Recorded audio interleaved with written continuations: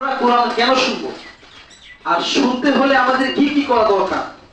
আমরা যে কোরআন শুনবো, শোনার পরে আমাদের কি কি লাভ আছে? সূরা আ'রাফ আয়াত নম্বর 204।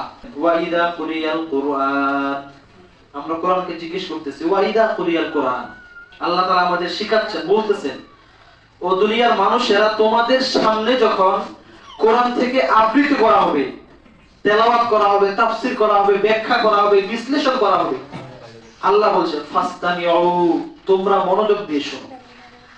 আল্লাহ ফাসমিউ শব্দের ব্যবহার করেন নাই। ফাসমিউ শব্দের শাব্দিক অর্থ শোনা। রাস্তা দিয়ে হাঁটতেছেন, এখানে কি কথা বলতেছে, তার কানে আওয়াজ যায় না, সেটাও তো শোনা। আল্লাহ বলছে ফাসতামিউ, মনোযোগ দিয়ে শোনো। এরপরে বলছে ওয়া আনসিতু, শুধু শুনলেই হবে না, চুপ থাকো।